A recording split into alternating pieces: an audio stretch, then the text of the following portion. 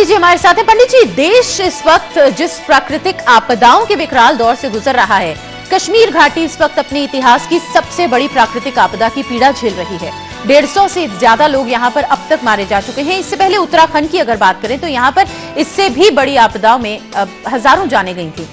ऐसा क्या हुआ है पंडित जी कि देश की पर्वतमालाओं पर ही प्रलय का तांडव देखा जा रहा है? क्या वजह है इसके पीछे और आप क्या कुछ देख पा रहे हैं?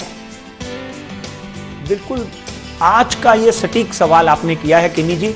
और जब हम ग्रहों की रचना देखते हैं, तो जब हम मंगल की परिस्थिति देखते हैं, शनि की प्लेसमेंट देखते हैं, तो मंगल से द्वादश भाव में जब भी शनि गया है तब प्राकृतिक आपदाएं आई हैं। और जो पिछला देसी महीना गया है उसको हिंदू संस्कृति के हिसाब से भाद्रपद मास बोलते हैं।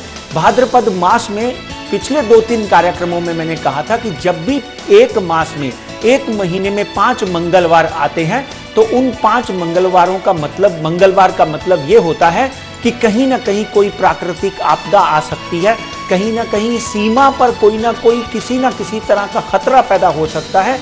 अगर आप कश्मीर घाटी की बात करें तो डेफिनेटली कश्मीर घाटी सीमा के ऊपर ही स्थित है। और पिछले साल जिस तरह का वातावरण आपने उत्तराखंड में देखा, उत्तराखंड की पर्वत शाखाओं के ऊपर भी जो घटना हुई, बादल फटे या वहां पे 5 नदियों ने अपनी सीमाएं तोड़ी, वहां पर भी अगर आप देखा जाए तो मंगल से 12वें घर में शनि जब भी द्वादश भाव में जाता है तो ऐसी घटनाएं घटती हैं। और उससे भी ऊपर अगर मैं आपको कहूं तो आज के दिन 4,26,000 दिन जो हैं, 4,26,000 साल जो हैं वो कलयुग के अभी तक बाकी हैं। जिस तरह का पूरे विश्व में पाप चल रहा है, जिस तरह का पूरे विश्व में पॉल्यूशन चल रहा है, जिस तरह का मौसम के साथ खिलवाड़ हो रहा है, बेशक हम ग्रीन दुनिया की बात करते हैं, उनका भी बहुत बड़ा असर कहीं ना कहीं यहाँ पे दिखने को मिलता है। मगर रवि और शुक्र की संगति जब भी होती है तो ऋतु कोप का प्रस्तार होता है और कहीं ना कहीं जन सुविधा के पक्ष में, जो भी पब्लिक है उनके सुविधा के पक्ष में राजा को अपने खजाने खाली करने पड़ते हैं। ऐसा ज्योतिष शास्त्र में, हिंदू किताबों में और इतिहास में इसका वर्णन किया गया है।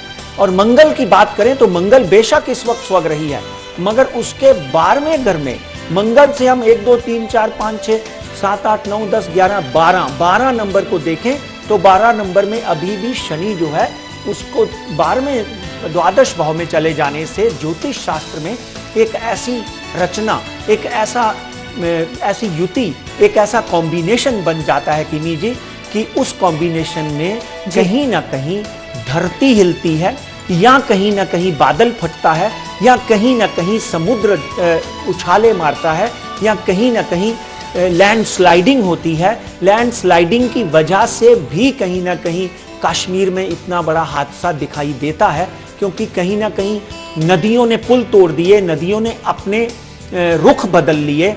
तवी नदी देख लो, चिनाव नदी देख लो, उन्होंने अपने रुख बदल लिए और इसीलिए बदले होंगे कि कहीं ना कोई पर्वत शलाखा जो है वो स्लाइड होकर नदी के बीच में पड़ी होगी।